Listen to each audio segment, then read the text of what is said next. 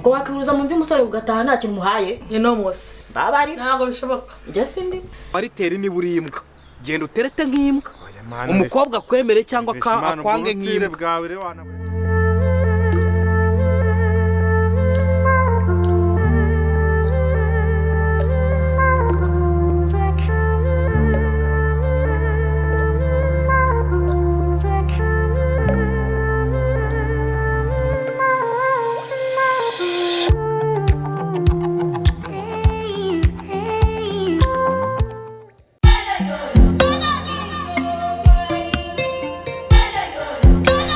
guys reka babwiye something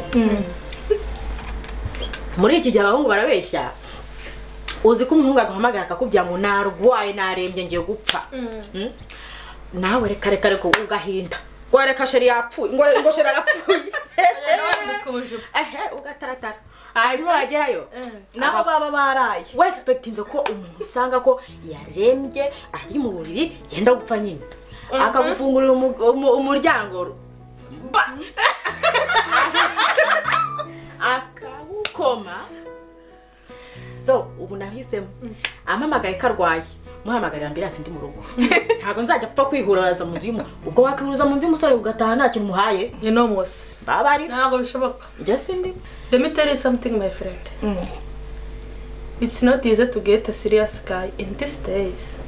I'm telling you the truth. You can't find a nice guy in these days. That is true. That is true. Yes, it is. How? There's this guy. He's been chatting to me, calling me. I mean, the way he sounds like a good guy, you know? Serious? Like a Daisy Catch man. Wow. How did he get your number? I think Maybe you can share it. Duh. I think he got it from Facebook, Instagram. I think I have one of my accounts there. My phone number's there. I don't know, something like that. I don't know. He just got it. I just saw it, and at first I was like, "Who the hell are you?"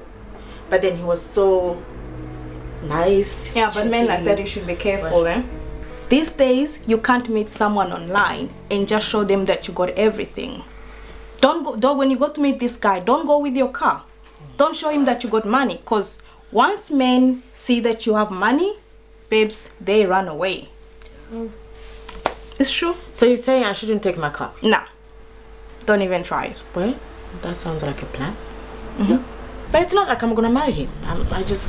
So you wanna eat his cash? Does he have cash? A good question. That's a good question. Just make sure that whatever happens, you don't show him what you have. Just be normal, and if he's a good guy, then you say. Musaza warite. Salama man, bitese ko tuburanye wan. Man turi kujya turaburana man. Ahubwo mva nkubwiye ikiri nyamane ejo muri weekend.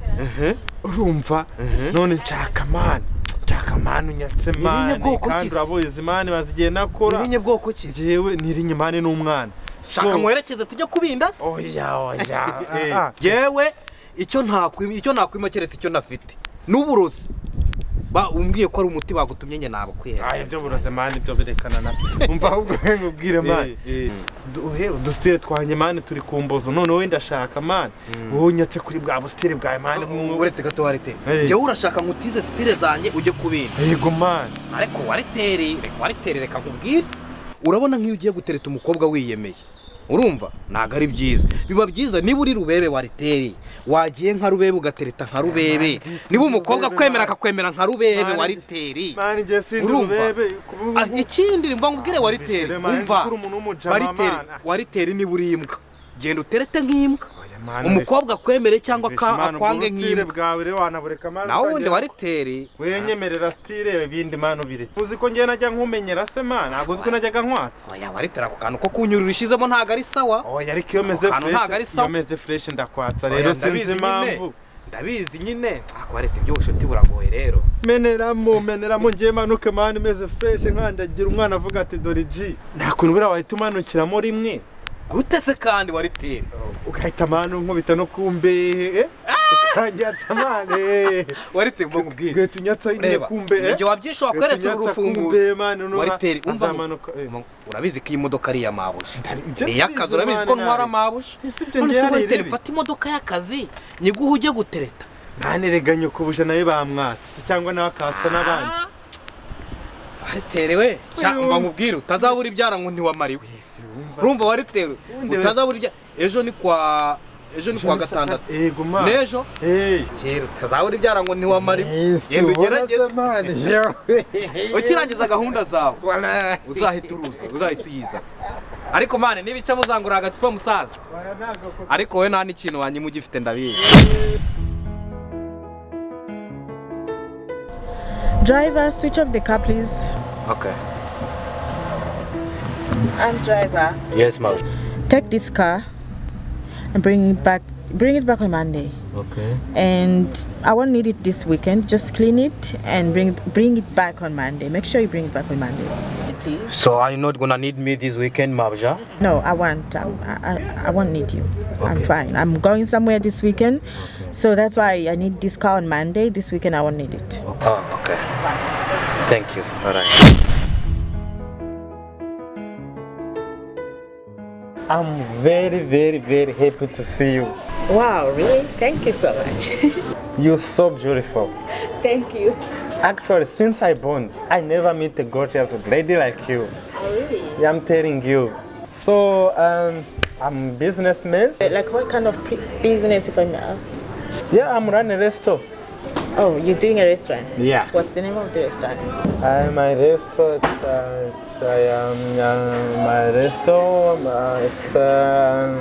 it's Musaza Box. Musaza Box. Yeah, Musaza Box is my restaurant. Yeah. I thought Musaza Box it's a YouTube channel. Yeah. Oh yeah. Also that YouTube channel is mine. Yeah. So that's why I generalize everything. So that's why I call it also Musaza Box. As I told you, I'm a rich guy. Oh. I own 2 cars. The nice car that I like, it's actually on the surface. So that's why you see that now I'm using that color one that you see that I'm using. Oh really? Yeah. But otherwise, I'm a very rich guy.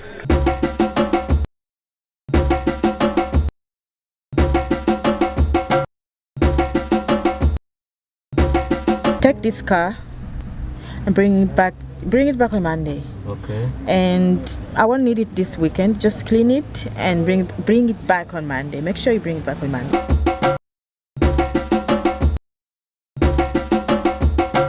Hi John, please come and pick me up. Sure.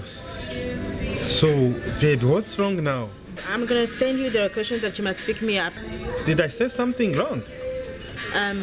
Yeah, I will send it to you now. It's urgent. Hurry up. Shoes, what's happening? Thank you for coming, John. Okay, ma'am. May I please have my car keys? What is it? You better stop living a life it doesn't suit you. It's gonna be bad for you if you continue like this. What, babe, I love you.